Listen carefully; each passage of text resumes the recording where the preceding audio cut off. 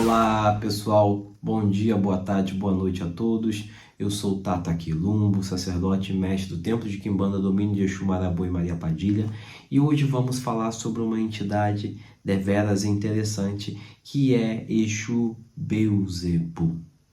Exu Beelzebu é uma entidade o qual ela é envolta em diversos mistérios quando se fala de Quimbanda. De uma forma em geral, de uma forma muito complexa, tudo na Quimbanda hoje em dia gera muita discussão, gera muito desentendimento, gera muito disse que me disse, e poucas as pessoas realmente trazem um contexto, trazem uma representação, trazem um ofício do que realmente ela quer dizer ou não. Quando as pessoas falam de Quimbanda como sinônimo de culto, nós vemos muito isso, né? As pessoas, culto marginalizado, disso e aquilo. As pessoas esquecem que a cultura europeia, quando ela chega no Brasil, ela tem a cultura aceita e a cultura marginalizada, sim.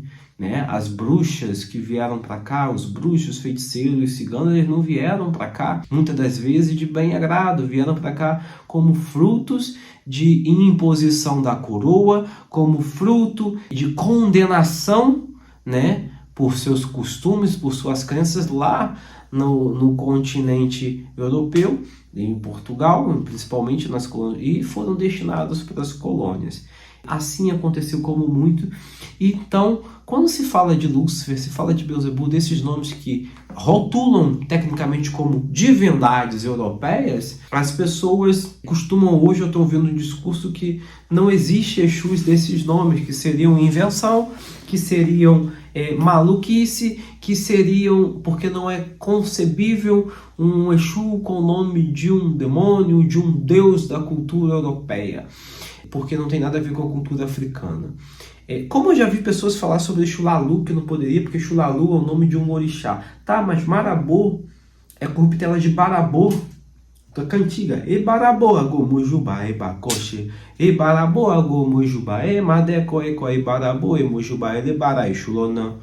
Né? Isso virou uma qualidade de Exu no culto da diáspora, né? O Exu Barabô, Exu Ibarabô, Exu Marabô, né? Que por causa de uma cantiga de Iemonjá, Auabulaio, Iemonjá, Auabulaio, Iemonjá, que as pessoas cantam muitas das vezes Marabolaio, né? Por uma corruptela da língua. Aí associaram o Barabô, esse caminho desse orixá Exu, ao questão de Iemonjá, e se tornou o Bara de Iemonjá para muitas casas. Enfim, mas não vem o caso. Tiriri é um Exu que tem o nome de um orixá. Caninana é um Exu que tem o nome de um deus nativo ameríndio. Caninana é o nome de um semideus. O nome de uma cobra. Mas para entender o que é Caninana, o que o ponto de Caninana conta, o que ele fala, o que o fundamento de Caninana fala, que você vai chegar lá, que se refere a um deus nativo brasileiro, a um deus nativo ameríndio. E aí? Aí você vai questionar, então você vai ter que começar a tirar muito. Vai ter que tirar muito e a Quimbanda vai esvaziar. Então não é o nosso princípio. Nosso princípio aqui não é discutir se você acredita ou não que Exu Beelzebu existe ou não. É um problema seu nesse momento. Se você não acredita que Beelzebu existe, é um problema seu como Exu. Se você acha que Beelzebu é uma divindade apenas e não existe o Exu Beelzebu, é um problema seu. Para a Quimbanda Nagô existe uma força maioral, que é uma face de maioral, uma personalidade de maioral chamada maioral Beelzebu, que representa a força solar, a força ativa, criativa, a força masculina, a força proporcionadora, a força impulsionadora, vitalizadora, tudo está relacionado a isso. E existe uma falange, uma legião, se podemos falar assim, de Exus chamado Exu Beelzebu. Poderíamos falar no plural, Exus Beelzebus, que recebe também o nome de Exu Mor. Assim como em algumas tradições receberia também o nome de Exu Belo ou de Exu Nove Luzes, como fosse a mesma coisa. Tem tradição que separa cada uma dessas coisas, mas estamos falando aqui da figura de Exu Beelzebu, que dentro da Quimbanda Nagô ele está relacionado à figura de Exu Mor, são sinônimos, né? Exu Lúcifer. é uma coisa, Exu, Beelzebul é outra coisa. Vimos muitas pessoas associarem como sendo, por serem nomes que se referem ao maioral, por serem nomes que estão relacionados às personalidades do maioral, associando como fosse a mesma coisa. Não é a mesma coisa, não são a mesma coisa. Para começar, quando falamos de Exu, Lúcifer, e Exu, Beelzebul, nós estamos falando de almas humanas deificadas dentro dos mistérios espirituais relacionado com essas forças, o qual deram origem a essas linhagens espirituais, a essas falanges espirituais. A falange de Exu Beelzebul são pessoas, são almas de pessoas ligadas aos princípios de Beelzebul como divindade, como demônio, como seres, são almas de antigos sacerdotes, de bruxos, que trouxeram essa magia aqui para o Brasil e que perduraram com muitos macumbeiros, muitos feiticeiros, desde lá do tempo da cabula, da macumba, calundu. Enfim, não sabemos ao certo quanto literalmente Beelzebul adentrou o imaginário afro-brasileiro, que vamos ver de norte a sul nesse Brasil a presença de Beelzebul, e principalmente sobre a iconografia de Bafomé, que foi muito associada a Beelzebul, principalmente pela cultura do livro de São Cipriano. A cultura do livro de São Cipriano que associa Beelzebul à figura do Bafomé, que é o Bodes de Mendes, e principalmente pela questão daquela oração que todo mundo conhece, a oração da cabra preta milagrosa que pelo monte subiu, né? Como já começa a oração. Principalmente por ela e por outros escritos dentro do livro ali, associa diretamente a figura ali, como muitas versões do livro de São Cipriano falam, no Grimório Vero tem uma parte dela ali, e que falam também de Beelzebul, associam a isso. Então fizeram toda essa associação que não surge no Brasil, que vem de lá de fora, desde o período em que houve uma perseguição à franco-maçonaria, né?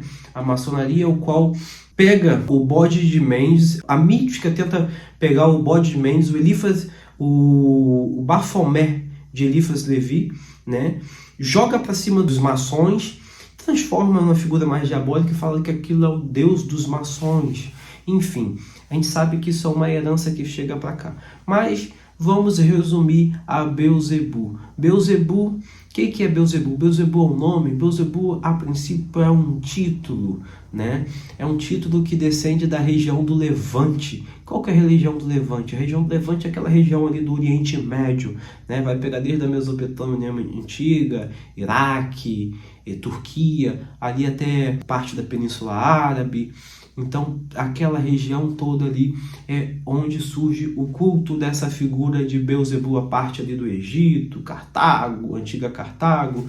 Então, pega toda essa região, né? Beelzebul é um título que vem de Baal-Zevut. Baal-Zevut, que pode ser traduzido como Senhor dos Ares, Senhores do alado, Senhor que está acima e que voa, né? Por quê?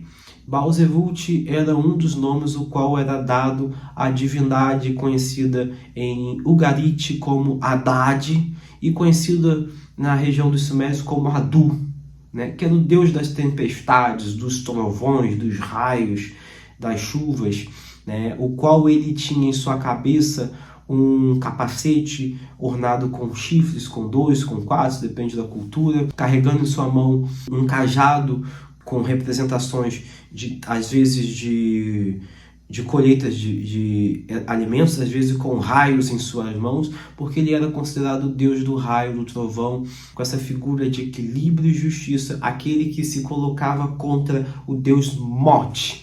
Mot era o deus do deserto, o deus da destruição, o deus, até que combina bem com a nossa cultura, o deus da morte, o deus da destruição, da miséria, né?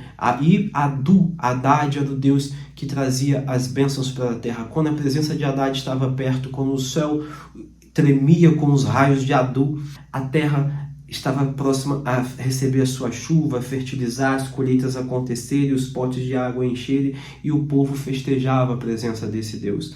Esse Deus dentro de Ugarit era o filho de Elion, de El Elyon, o segundo Deus, o primeiro Deus principal, e que seria considerado o seu primogênito e o regente de todos os Elohim, de todos os deuses daquela cidade, o qual também passou a ser cultuado muito pelos fenícios. Historicamente, nós vemos que a presença de Baal era muito importante. Baal se tornou era um título que significa Senhor e servia a muitos outros senhores. Poderia servir a um governante, a um outro Deus, mas ficou muito marcada a presença de Bel, né? Até na Babilônia teve Bel, que era tudo sinônimos do mesmo Deus ali, que era o Deus do raio, o Deus da tempestade, o Deus da colheita, o Deus ligado à multiplicação das terras, e é um Deus que sempre esteve presente naquela região, e o qual o povo de Israel, na busca pelo monoteísmo, né, a busca pela monolatria, a figura de Adonai, a figura de Jeová, de Yahvé, combateram ali principalmente no período de Elias, onde aqueles 450 profetas de Baal, segundo os registros bíblicos, foram assassinados a mando de Elias, ou expurgados, não me recordo bem, no reino de Israel.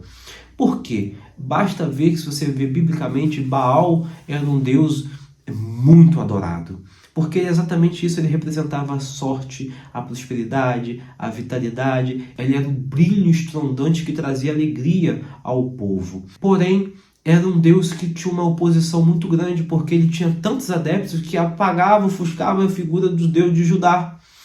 Então, passaram a ser perseguidos eles e seus filhos. E muita coisa foi criada também de mito para tentar apagar essa figura, né? Porque Baal fazia você ver a realidade, né? Baal fazia você ver e viver o mundo e a realidade do mundo.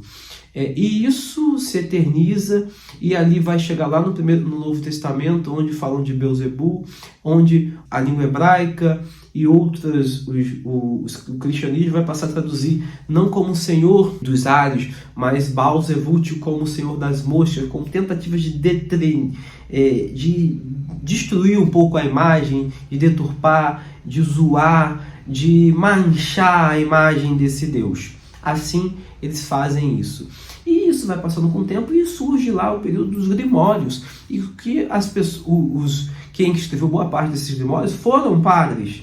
Na Idade Média, quem sabia ler e escrever, em sua maioria, 98%, era o clero. E eles que escreveram os grimórios, eles colocam lá Belzebu como uma seção de outros deuses, tanto do Levante quanto de algumas regiões europeias, e heróis, semideuses, que eles colocam ali tanto deuses quanto heróis semideuses da cultura da região ali que eles tinham presença, e como para nomear, acabar com a fé naqueles seres e reforçar também a fé do cristianismo.